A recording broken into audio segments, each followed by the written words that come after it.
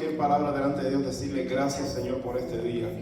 Gracias, Padre, porque hasta aquí podemos decir, Ebenezer, tú nos has ayudado. No sé si te puedes levantar cada mañana y decirle así a Dios, pero yo creo que la primera actitud del día de cada uno de nosotros hacia nuestro Padre Celestial es levantarnos en la mañana y antes de decirle, Señor, yo necesito, yo quiero, guárdame, cuídame, antes de decir cualquier tipo de palabra, sencillamente abrir la boca y decirle, Señor, gracias.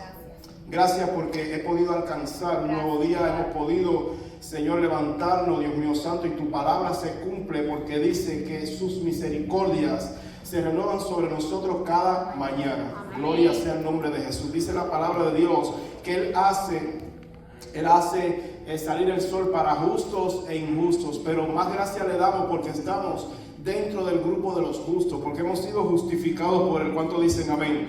No porque por obra nosotros hemos logrado algo, no porque lo que hacemos va a lograr algo extraordinario en Dios, sino porque por su misericordia y por su amor, por su gracia, nosotros estamos de pie. Yo estaba leyendo un texto de la palabra ayer, donde decía que el amor de Dios consiste no en que nosotros le hayamos amado a Él, sino de que Él nos amó primero. Yo no sé si podamos entender nosotros la profundidad de esta palabra, pero antes de tú pensar en adorar a Dios, en amar a Dios, en agradecer a Dios, ya Dios había hecho lo que ni siquiera te imaginabas. El día que naciste, o mejor dicho, el día que fuiste concebido en el vientre de tu madre, ya Dios tenía lo que iba a hacer para ti en todos los días de tu vida. Por eso la Biblia habla de que a lo que antes predestinó a estos, a lo que antes llamó a estos, Él los predestinó. Es decir, de que desde antes de que Dios te llamara, ya Dios sabía lo que tenía establecido para ti. Amén. Porque Dios no habita en tiempo.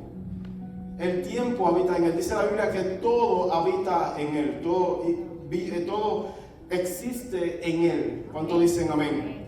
Y como parte del agradecimiento a Dios, esta mañana quisiera hablar acerca de lo que hemos estado estudiando acerca del reino de Dios.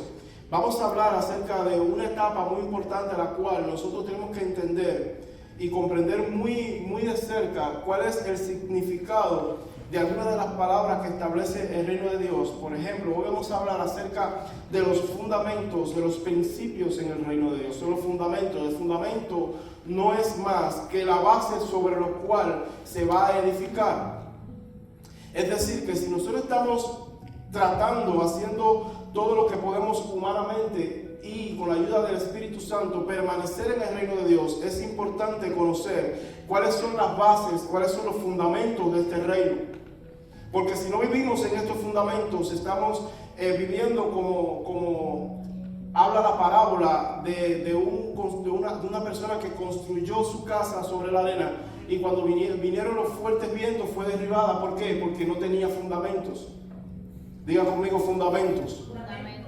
Hoy vamos a dejar bien claro a través de las Escrituras cuáles son los fundamentos sobre los cuales nuestro eterno Redentor estableció en su reino. Vamos a ver desde el principio. Comienza Jesús el ministerio, capítulo 3 del libro del Evangelio según Mateo, capítulo 3, versículo del 13 al 15.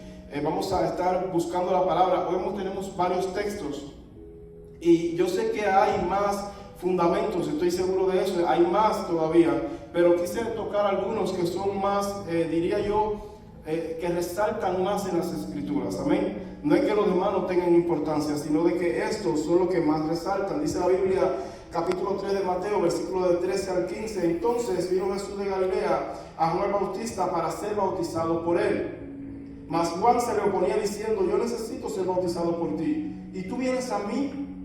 Pero Jesús le respondió: deja ahora, porque así conviene que cumplamos toda justicia. Entonces le dejó.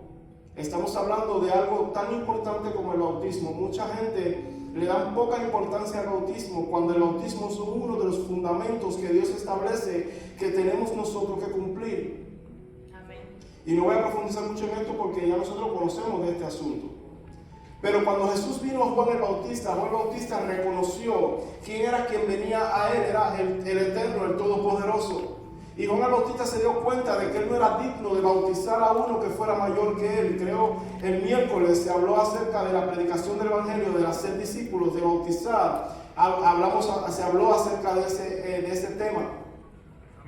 Y mucha gente hoy está muy limitado, piensa que no puede bautizar porque no ha llegado a un grado, a un título en el Evangelio, pero el Evangelio no se trata de títulos, se trata de servicios. Amén. Y el bautismo es un fundamento que todos estamos llamados a hacer. Amén. ¿Qué sucede? Que cuando comenzó a transcurrir el tiempo, el Evangelio tristemente se ha venido interpretando de una manera diferente, diga conmigo diferente.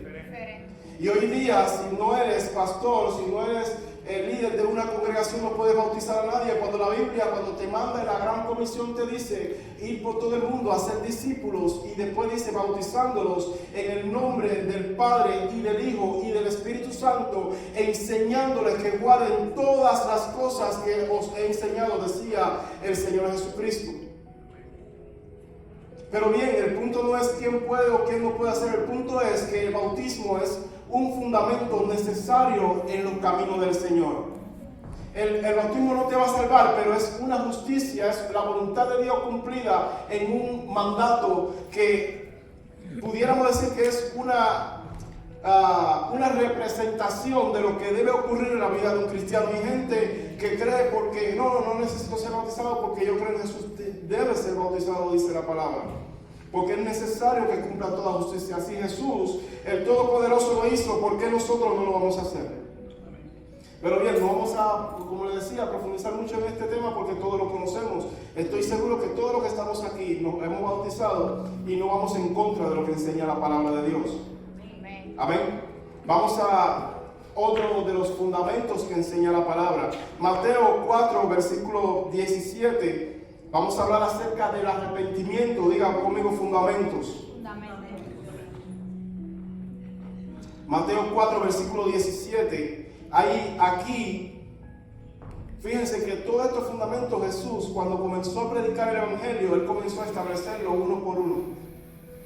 Comienza su ministerio, va donde Juan el Bautista. Antes de comenzar su ministerio, va donde Juan el Bautista y es bautizado por él allí en el Jordán. Pero más adelante, cuando dice la Biblia que después que fue llevado por el Espíritu al desierto para ser tentado por el enemigo, por el diablo, cuando él sale del ministerio a comenzar a predicar, él confirma una palabra que Juan el Bautista había dado en el capítulo número 3. Y dice Mateo 4, versículo 17, entonces comenzó Jesús a predicar y a decir, arrepentíos porque el reino de los cielos se ha acercado. Amén. Segundo punto es arrepentirse. El verdadero arrepentimiento es algo que debe ocurrir en la vida de cada hijo de Dios que quiera vivir en el reino de Dios. ¿Por qué? Porque es un fundamento. Si no hay un arrepentimiento genuino, no hay una base sólida sobre la cual podemos crecer. Y el arrepentimiento, como ya yo hablé al principio, no es un cambio de mentalidad, pero es un cambio de actuar también. Es un cambio de condición delante de Dios. Yo no puedo decir que yo me arrepentí, por ejemplo, de tomar agua en pomo plástico y mañana volver a repetirlo, porque realmente no me he convertido, no me he arrepentido. El arrepentimiento no consiste en yo pararme hoy y decir, ay Padre, perdóname porque he pecado contra ti, he tomado agua en pomo plástico. Y mañana volver a tomar agua en pomo plástico. Yes. Usted me perdona, hermano, pero la persona que está en esta condición no se ha convertido, no se ha arrepentido realmente. Porque el arrepentimiento consiste en ver el pecado desde la vista de Dios, no desde la vista humana, no es desde los sentimientos humanos, no es de la auto... ¿cómo se dice la palabra? ¿Ah? Sí, autovictimizarse. Ay, es que yo soy débil, pero eres débil, pero lo estás haciendo de nuevo. No te has arrepentido. Hoy mientes, mañana vuelves a mentir, te arrepientes y vuelves a mentir, pero mentira, no te arrepentiste. Sencillamente, hipócritamente le dijiste a Dios, yo no quiero volver a hacerlo. Porque no puedes volver a tropezar con lo mismo que tropezaste ayer, sabiendo que está ahí. Porque no es lo mismo cometer un error por imprudencia tal vez en un momento determinado que repetirlo una y otra vez, una y otra vez. Sabes que estás en pecado, pero si continúa en el pecado, sabes que estás pecando, continúa pecando. Sabes que estás en adulterio, continúa en adulterio. Sabes que estás en fornicación, continúa en fornicación. Sabes que estás mintiendo, continúa mintiendo. Y se hace una cadena repetitiva, un ciclo en el cual la persona no sale. ¿Por qué? Porque no ha habido un verdadero arrepentimiento. Viene a la iglesia ese tipo de personas y cree que porque recibió un sermón, porque oraron por él, porque se realizó en un momento determinado y ya todo está resuelto. Pero déjame decirte que es necesario arrepentirse. Esos son fundamentos que el Señor comenzó a predicar desde que empezó el ministerio. Él no vino a jugar a ser cristiano o a jugar para decirle a la gente, no, para estar en el reino sencillamente tienes que creer. Sí, tienes que creer, pero además de eso hay fundamentos, diga conmigo fundamentos. Hay principios que tú debes vivirlos, no escucharlos, no aprenderlos, sino vivirlos. Comienza a predicar Jesús y lo primero que dice, arrepentíos porque el reino de los cielos se ha acercado. Pero el verdadero arrepentimiento lleva a nuestro próximo principio o fundamento y es el nuevo nacimiento, que aparece en el libro en el Evangelio según Juan, capítulo número 3. Ahí vamos a ver cómo Jesús, hablando con uno de los maestros de Israel, comienza a enseñarle acerca del nuevo nacimiento. Y así lo dice. Había un hombre de los fariseos que se llamaba Nicodemo, dice, un principal entre los judíos. Este hombre vino de noche a Jesús. Él vino de noche, tenía miedo que la persona lo viera, porque tenía temor. Porque Jesús en ese tiempo, él fue muy asediado por los mismos fariseos, pero él era uno de los principales. Pero él tuvo un entendimiento que a lo mejor los demás o no quisieron reconocerlo o no quisieron admitirlo. Y dice, él vino de noche escondido y dice, Rabí, sabemos que has venido de Dios como maestro, porque nadie puede hacer estas señales que tú haces si Dios no está con él.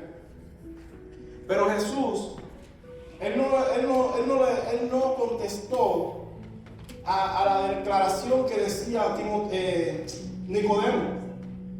A lo mejor Nicodemo fue con la actitud de que él comprendió, él tuvo la revelación de esto, pero a lo mejor también fue también a adularle porque quería llegar a confirmar si realmente él había venido de Dios o no. Pero Jesús rompe su conversación con él y le dice, espérate un momentito, déjame explicarte cuáles son los principios que yo vengo a establecer en esta tierra. Y le dijo, de cierto te digo que el que no naciere de nuevo no puede ver el reino de Dios. Es decir, que si una persona no ha pasado, diga conmigo, eso es un proceso. Del nuevo nacimiento, primero, un verdadero arrepentimiento. Segundo, un nuevo nacimiento. Si la persona no pasa por el proceso del nuevo nacimiento, esta persona no va a poder ver el reino de Dios. Déjame ver cómo puedo yo explicar este punto, que es uno de los puntos esenciales de las Escrituras para que una persona pueda llegar a vivir en el reino de Dios. Hay mucha gente que no vive en el reino de Dios. Viene a la congregación, va a un evento, se siente tal vez un toque del Espíritu, una emoción, todo muy lindo, pero déjame explicarte algo que dice, o déjame repetirte algo que dice la Escritura. El que no naciere de nuevo, es decir, que la persona que está en condición de no haber nacido de nuevo, que todavía está viviendo la vida del viejo hombre, puede sentirla, puede ver todo un espectáculo, puede emocionalmente sentir un erizamiento, pero esa persona no está viendo el reino de Dios, porque el reino de Dios no lo va a ver carne, hermano, lo va a ver una persona que haya nacido de nuevo. Amén. Una persona que ya no es el rey que vivió antes de conocer a Cristo. Una persona que sus principales decisiones están basadas en lo que Dios estableció hacer para él. Una persona que no se lleva por su propia voluntad, sino por la voluntad de Dios. Alguien que no camina por sentimientos, sino camina por principios de Dios.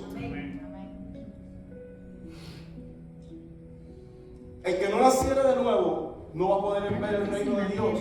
Dice la Biblia que no nace, Jesús hablando, el que no naciere del agua y del Espíritu no puede entrar en el reino de Dios. Y aquí esto nos va a llevar a nuestro próximo punto, la palabra de Dios.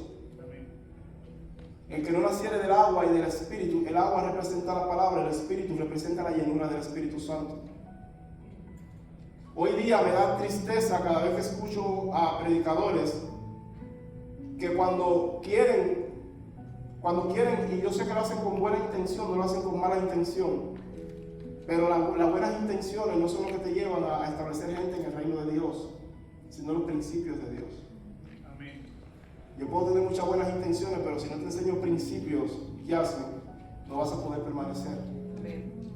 Porque mi intención es lo que te va a fundamentar en Cristo. Amén. Es tu relación con Él y los principios en Él que tú puedas poner en práctica en tu vida. Amén. Dice que no naciere del agua y del Espíritu. Hay predicadores hoy que atacan mucho al conocimiento de la palabra de Dios. Ven personas que están frías en el Evangelio y en vez de decirle necesitas buscar de Dios, le dicen no importa todo conocimiento que tengas, si tú no oras y no buscas a Dios, no, hermano, es que todo nace desde la palabra. Así es. Todo nace desde la palabra. Antes que una persona sea llena del Espíritu Santo, tiene que conocer la palabra. Porque ahí está la voluntad de Dios. Ahí está. Si no fuera importante la palabra, el conocimiento de la palabra de Dios, ¿para qué permaneció hasta hoy las Santas Escrituras? Fíjense, Dios preservó las Escrituras. Dice la Biblia, todo va a pasar, pero su palabra. Amén. Entonces déjense de pensar que solamente con orar es suficiente. Yo no digo que orar no es suficiente, es necesario en tu vida. Dígale a que está a tu lado, es necesario que ores y busques a Dios. Pero también es necesario que tú escudriñes las Escrituras. Porque una vez yo le decía a un muchacho, que él comenzó también este movimiento, es un movimiento mundial que comenzó, donde la gente, ya no hace falta, entonces le pusieron a las Escrituras, le dijeron que la letra mata, cuando la Escritura no se refiere a eso, no se refiere a la Biblia, se refiere a la ley y a los mandamientos que eran añadidos a la palabra, que era el Talmud judío. Pero bien, no voy a entrar en ese punto. Lo que quiero decir hoy es que un día yo estaba hablando con ese muchacho y le dije, bueno, imagínate, brother, que un día te manden a predicar en un lugar y comiences a hablar cosas sin sentidos o hables o sencillamente aprendas un versículo y quieras sacar toda una doctrina, como muchas personas hacen, que no conocen el fundamento de la palabra y comienzan a sacar doctrina de un versículo, y que alguien levante la mano y diga, oye, tengo duda en este punto. ¿Por qué? ¿Qué le vas a decir si no conoces la palabra? O que se presente, te toca la puerta un día a una persona y tú comienzas a predicarle y esa persona te pregunte un punto de la palabra y tú no sepas. Vaya, no estoy hablando de un punto profundo, estoy hablando de algo sencillo. Que te diga, por ejemplo, oye, háblame del bautismo. Y que no conozca la palabra como para explicarle acerca del bautismo. ¿Qué le vas a enseñar? Le vas a enseñar lo que tú creíste del bautismo. Entonces yo creo que la palabra, cuando Jesús habla de esto, está hablando porque la palabra es uno de los fundamentos en el reino de Dios, hermanos. No obvie el escudriñar las Escrituras. Lee la palabra de Dios. Jesús mismo le decía a los fariseos sabiéndole, Jesús le decía, ustedes escudriñan las Escrituras porque ustedes creen que en ella tienen la vida eterna. Ellos no estaban en lo incierto, ellos estaban en lo correcto. Ellos sabían que ahí estaba la vida eterna en las Escrituras. Entonces es necesario que nosotros, todos, tengamos una educación en el estudio de la palabra de Dios, para que mañana puedas tener un fundamento sólido en el cual puedas edificar tu propia vida y enseñar a otros.